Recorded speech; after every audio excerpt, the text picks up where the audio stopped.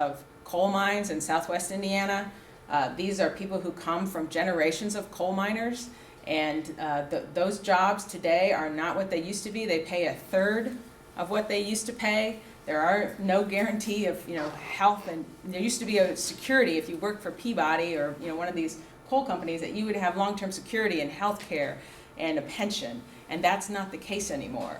And they hire about a third of the number of workers and pay them about a third of what they used to make, and then they kind of dump on the communities. It used to be with strong unions and strong workers working at those coal mines that they made sure the community was protected. Now we hear from the neighbors that the pollution from the mines, the dust, is harming them and their community. They're blasting on Sunday morning, which they never used to do. So you'd be sitting in church and they're blasting. That used to be a rule that they wouldn't do that to communities. So even the coal mines, are there are people living around there. So I think it's possible for IPL, as citizens made the transition from coal to natural gas without any of those workers losing their jobs. It's possible for IPL to develop a plan that will protect those workers and have a just transition for them, and we also advocate for that. I think people have a tendency to look to their own backyards first before figuring out why they should get involved with something that extends beyond. So if we were to go back to the map that you showed with the townships in Marion County that were negatively impacted, what would you say to the people who are not in those 3 townships about why they should be worried about this if it's not happening in their own backyard? Steve, do you want to help answer some of the health issues that go beyond those townships? And yeah, by the way, this was a superb presentation, as you probably know. I did graduate from school '91 in Indianapolis and Crooked Creek, so I'm a fan of Indianapolis. But to address this question, coal is very, very expensive. All cycles, all components of the cycle of coal, when you dig it out of the ground and you transport it, you wash it, and you produce it, and you put it into ponds and so on, all of those have both health costs and real economic costs. So even though you're not in a district that's directly affected, you are affected because in a sense you're paying higher tax rates because the health implications of coal pollution, both air as well as water and soil, cause downstream health expenses that are enormous.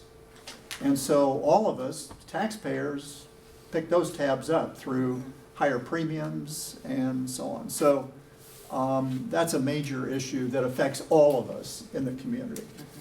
And I would say those 3 townships that are non-attainment are, the non-attainment rules are sort of very carefully crafted, and it's based on, you throw out the 3 top numbers, so it's the average and the fourth and all these kind of calculations that are done. Just because the other parts of Marion County were not, in yellow, doesn't mean there aren't days in which sulfur dioxide levels are not high. I mean, there are days when those areas have unhealthy levels, like that February 13th date that I showed you, and that was just one pollutant, sulfur dioxide. Ozone levels in the summer affect the whole area, and so but that was an example of one particular pollutant that's very hardly hit those 3 townships. The other thing I might add to this is the attainment levels, the standards that we follow in Indiana, federal standards and guidelines. It turns out that from a clinical side, a human health side, science and clinical medicine knows that we have asthmatic kids and adults who are responding with asthmatic attacks, etc., at concentrations significantly below what those standards are. Does that make sense?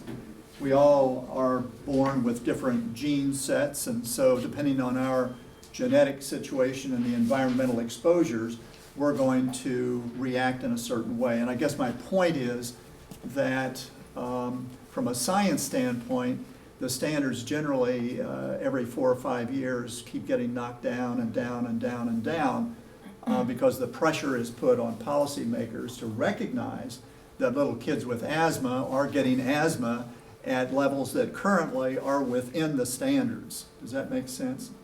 Some people just respond differently and so on, so. Yes.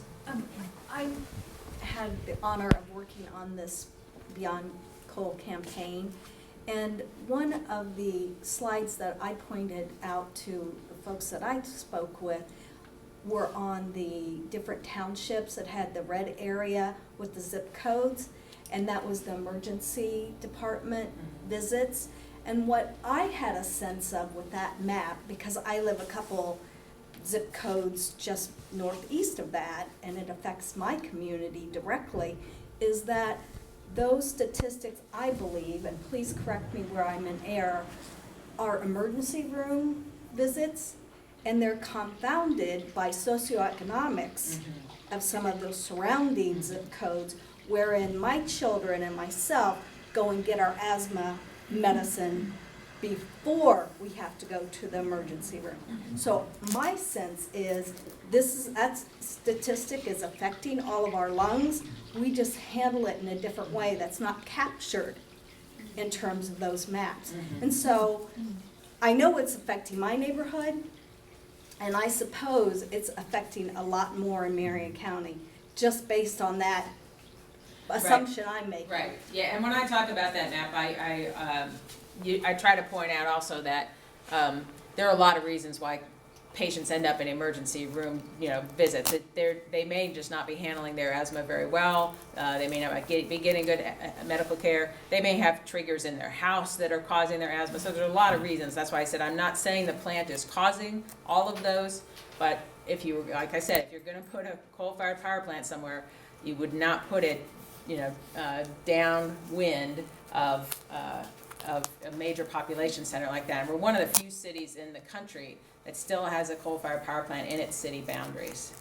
Jodi, do you find that the individuals, the actual coal miners that are doing the work, do they have high health issues from working in the plant? They usually do, and I can't say I have a study in front of me that shows that, but I know I've seen news reports about that they're dealing with issues of even black lung, and it's the coal companies are supposed to be protecting them and requiring them to wear respirators, and the dust that they breathe in with these big surface mines. We have the largest surface coal mine east of the Mississippi here in Indiana, which supplies a lot of the coal that goes to the Harding Street plant. And I've you can drive through the middle of it. It's the Bear Run mine, and you can see the dust, and those workers are having to breathe that in, and so that's not good for their health either.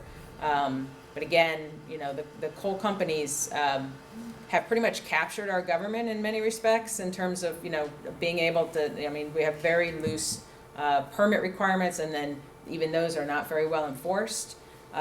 Whether you're talking about environmental or occupational health and safety requirements. So, telling those folks stories so that more people know about it can help put pressure on our governments to act as well. Anthony? Jodi, I have a couple of questions. Number one, what significant role does sulfur dioxide or acid rain plays with respect to high incident of sulfur dioxide in our air? And number two, how much risk are we with White River with the coal ash ponds, as we've been hearing in the news lately out east? Yeah. What's our risk level with that? Yeah. Do you want to talk about acid rain, Steve, or should I? Go ahead, Jodi. Yeah. One of the reasons why you now see more steam coming out of that stack down at Harding Street is because they had to put a scrubber on there to capture the sulfur dioxide because of the acid rain issue that and which has been very successful. Actually, there's a market-based program for utilities to trade sulfur dioxide credits and to reduce sulfur dioxide, so that it's really improved the acid rain problem that was actually transporting itself out to Northeast and damaging a lot of forests. But IPL's permit does not require them to run that scrubber all the time, which is why when I filled my car up with gas on Southport Road, there was no steam coming out of the stack, and the sulfur dioxide smell in the neighborhood was terrible. So that is one thing with these new non-attainment areas that we're gonna be advocating that they be required to run that scrubber all the time, so that they can't just trade credits and turn it off when they want to, because right now it doesn't require them to run it all the time. So that is a very successful program in terms of requiring utilities to remove the sulfur dioxide and address the acid rain issue. On the danger of coal ash ponds, we actually have had in 2007 and 2008 2 coal ash spills in Martinsville at the IPL plant. 2007, 2 earthen levees. These coal ash ponds tend to have earthen levees around them, and they're not, many of them not well engineered or reinforced the way you would if you were building it today, because they're quite old. 2007, there was a break of an internal levee and then a break of an external levee, and 30 million gallons of coal ash and water spilled into the White River just upstream of Martinsville. Oops, and then IPL said, oh, we fixed it. Less than a year later, the same exact thing happened again at Martinsville. 2 earthen levees broke, 30 million gallons went into the White River. None of that ever recovered.